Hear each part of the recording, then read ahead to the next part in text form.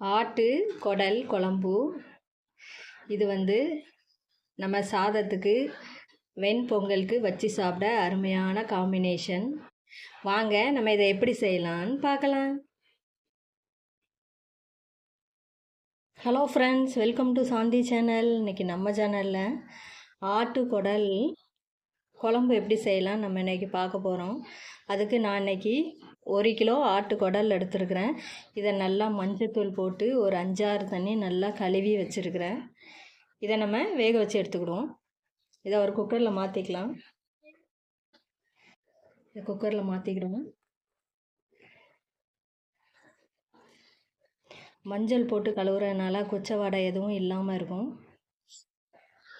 இது கூட சின்ன வெங்காயமும் பல்லாரியும் மிக்ஸ் பண்ணி ஒரு 1/4 கிலோ கட் பண்ணி வச்சுருக்கேன். அதையும் சேர்த்துக்கலாம். நிறைய வெங்காயம் போட்டால் கொஞ்சம் இனிப்பாக இருக்கும். இது கூட ஒரு தக்காளி, ஒரு உருளைக்கிழங்க தொளி சீவி சேர்த்துருக்கேன். இதில் 1 டம்ளர் தண்ணி சேர்த்துக்கலாம். அதிகமாக தண்ணி சேர்த்தோன்னா குக்கரில் பொங்கி பொங்கி விழும். கொஞ்சம் காயத்தூள்,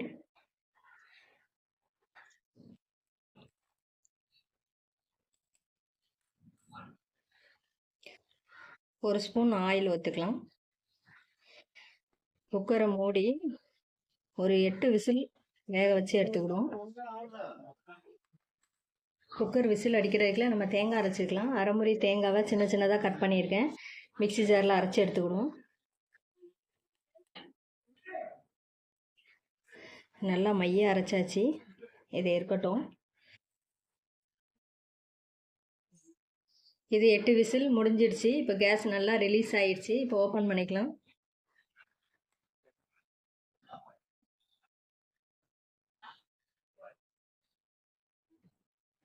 இது நல்லா வெந்துடுச்சு. இப்போ இதில் நம்ம உப்பு சேர்த்துக்கலாம். இதுக்கு தேவையான உப்பு சேர்த்துக்கிடுவோம். அரைச்சி வச்சுருக்க தேங்காய் பேஸ்ட்டு, ஜாரை கழுவி கொஞ்சம் தண்ணி ஊற்றிக்கலாம்.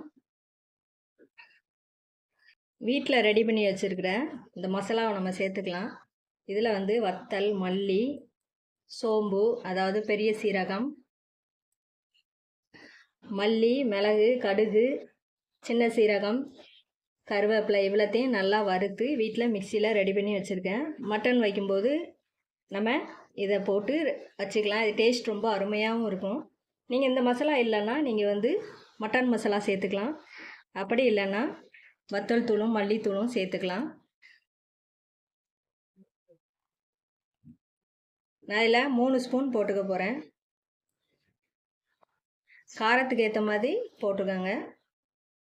இது கூட கொஞ்சம் இஞ்சி பூண்டு பேஸ்ட். இதை நல்லா மிக்ஸ் பண்ணிவிட்டு நல்லா கேஸில் நல்லா கொதிக்க விடுவோம். மசாலா எல்லாம் நல்லா மிக்ஸ் ஆகட்டும். உங்களுக்கு தண்ணியாக வேணும்னா இன்னும் கொஞ்சம் தண்ணி சேர்த்துக்கலாம்.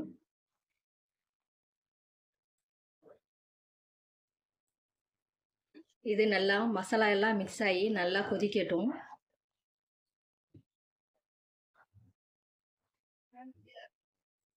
இப்போ நல்லா மசாலாலாம் நல்லா மிக்ஸ் ஆயிடுச்சு. இப்போ நம்ம இதுக்கு தாளித்து ஊற்றிக்கலாம். தாளிக்கிறதுக்கு ஒரு கடாய் எடுத்துருக்கேன். ஆயில் ஊற்றிக்கலாம். 1 ஸ்பூன் கடுகு, கட் பண்ணி வச்சிருக்கிற சின்ன வெங்காயம், கொஞ்சம் கருவேப்பிலை, இதில் கொஞ்சம் இஞ்சி பூண்டு பேஸ்ட் சேர்த்துக்கலாம். தாளிக்கும் போது இஞ்சி பூண்டு பேஸ்ட் போட்டோன்னா நல்லா வாசமாகவும் இருக்கும், டேஸ்ட்டும் நல்லா இருக்கும். இப்போ இதை நம்ம ஸ்டவ் ஆஃப் பண்ணி தாளிப்பை குழம்புல ஊற்றிடுவோம்.